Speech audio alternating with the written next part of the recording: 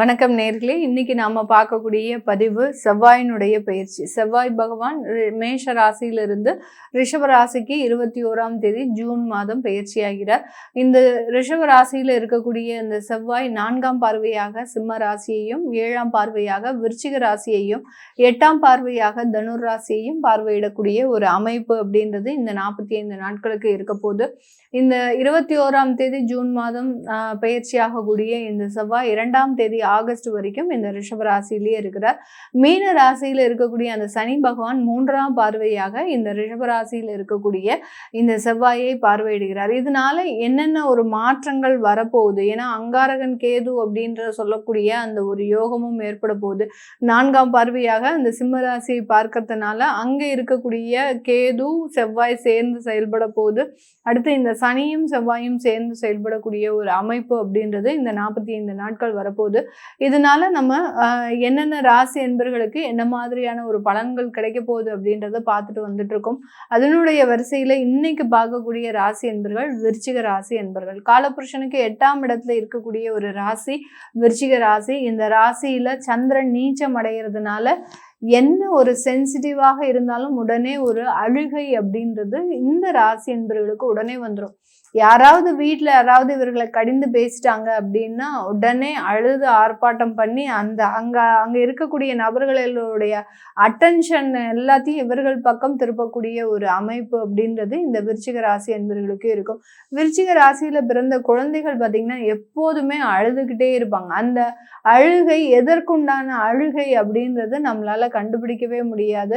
விருச்சிக ராசி குழந்தைகளும் வீட்டில் இருக்கிறாங்க அப்படின்னா பார்த்தீங்கன்னா இவர்களுடைய எல்லா இடத்துலையும் இவர்களுடைய ஒரு போராட்டம் அப்படின்றது அதிகப்படியாக இருக்கும். ஏன்னா அந்த குழந்தைகள் எங்கேயாவது விழுந்துகிட்டே இருப்பாங்க. ஏதாவது ஒரு மருத்துவ செலவுகள் வந்துக்கிட்டே இருக்கும்.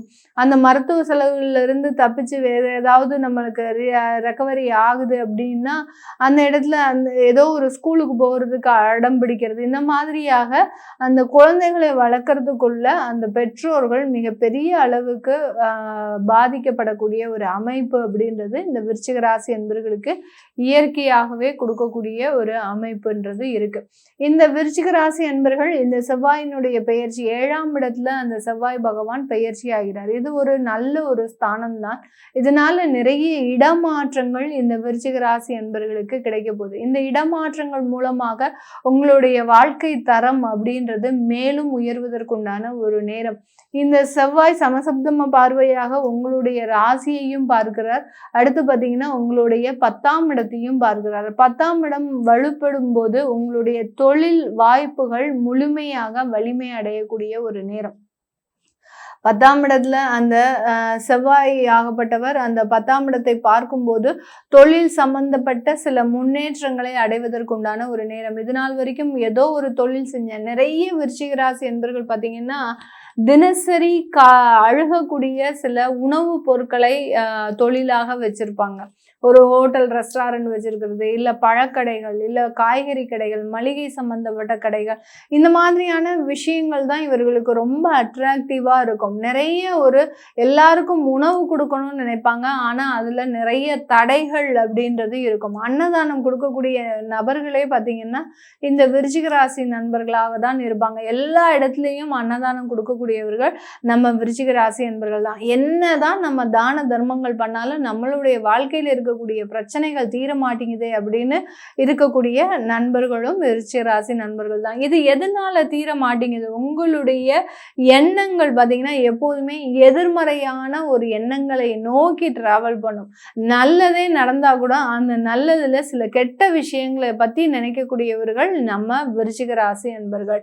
இப்போ ஒரு கல்யாணமே ஒரு திருமணமே நடக்குது, அதுவும் ஒரு காதல் திருமணம் நடக்குது அப்படின்னா இது ஒரு நல்ல ஒரு மகிழ்ச்சிகரமான ஒரு விஷயம்.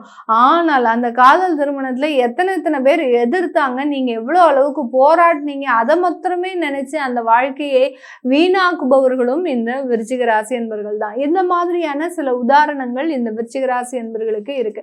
இப்படி அந்த எதிர்மறையான ஒரு எண்ணங்களோட ஃபுல் ஃபிளெஜ்டா பயணிக்கக்கூடியவர்கள் நம்ம விருச்சிக ராசி என்பவர்கள்.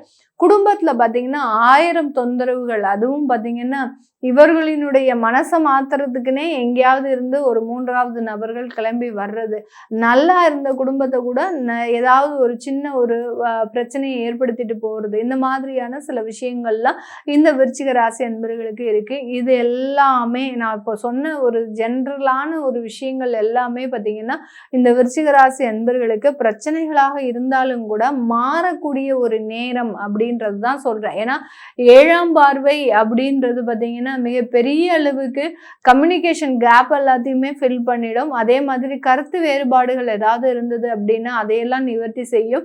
கடன் பிரச்சனைகளை நிவர்த்தி செய்யக்கூடிய ஒரு ஸ்தானம், ஒரு தன்னம்பிக்கை, ஒரு தைரியம், ஒரு மன உறுதியோடு போராடக்கூடிய ஒரு அமைப்பை உருவாக்கி கொள்ளக்கூடிய ஒரு நேரமாக தான் இந்த விருச்சிக ராசி என்பவர்களுக்கு இருக்க போகுது. அரசாங்க துறையில இருக்கக்கூடியவர்களுக்கு நல்ல ஒரு உத்தியோக உயர்வுகள் அப்படின்றது கண்டிப்பாக கிடைக்கும். அரசாங்க உத்தியோகத்திற்காக நீங்க உங்களை தயார்படுத்திட்டு இருக்கிறீங்க அப்படின்னா 100% அந்த வாய்ப்புகள் உங்களை தேடி வருவதற்குண்டான ஒரு நேரம். எப்படிடா நம்ம எக்ஸாம் எழுத போறோம், எப்படிதான் நம்ம இந்த வேலையை வாங்க போறோமோ அப்படின்னு ஒரு பிரமிச்சு போய் நிற்கக்கூடிய விஷயங்கள்ல கூட ரொம்ப துரிதமாக ரொம்ப அசால்ட்டாக செய்து முடிக்கக்கூடிய ஒரு நிலைமை அப்படின்றது இந்த விருச்சிக ராசி என்பவர்களுக்கு முழுமையாக கிடைக்கக்கூடிய ஒரு நேரமாக இருக்கு. அடுத்து அந்த செவ்வாய் பகவான் உங்களுடைய குடும்பஸ்தானத்தையும் பார்க்கறதுனால பிரிந்த குடும்பங்கள் மீண்டும் சேருவதற்கும், முதல் திருமணத்துல ஏதாவது ஒரு பிரச்சனைகள் இருந்தாலும் கூட 2வது திருமணம் அடைவதற்கும் உண்டான ஒரு அமைப்புகளும் இந்த விருச்சிக ராசி என்பவர்களுக்கு இருக்கு. நிறைய இழப்புகள் கடந்த காலத்துல இருந்திருக்கும். ஷேர் மார்க்கெட்டு, அடுத்து பார்த்தீங்கன்னா வேலையில பிரச்சனைகள், இந்த மாதிரியான நிறைய வருமானம் சம்பந்தப்பட்ட இழப்புகள், வேலை ரீதியான சில இழப்புகள்லாம் இருந்திருக்கும். அதை எல்லாமே சீரடைவதற்குண்டான ஒரு நேரமாக தான் இந்த விருச்சிக ராசி என்பவர்களுக்கு 45 நாட்கள் இருக்க போது. இது எல்லாமே நம்ம கோச்சார நிலவரப்படி பலன்களை கணிச்சு சொல்லியிருக்கிறோம். உங்களுடைய சுய ஜாதக தசாபுத்தி பலன்களை பார்க்கணும் விருப்பப்படுறவங்க கீழே இருக்கிற நம்பருக்கு வாட்ஸ்அப்ல அப்பாயின்மெண்ட் வாங்கிக்கிட்டு நீங்க கன்சல்ட் பண்ணிக்கலாம். உங்களிடமிருந்து விடைபெறுவது உங்கள் ஆஸ்ட்ரோ பூர்ணா. நன்றி, வணக்கம்.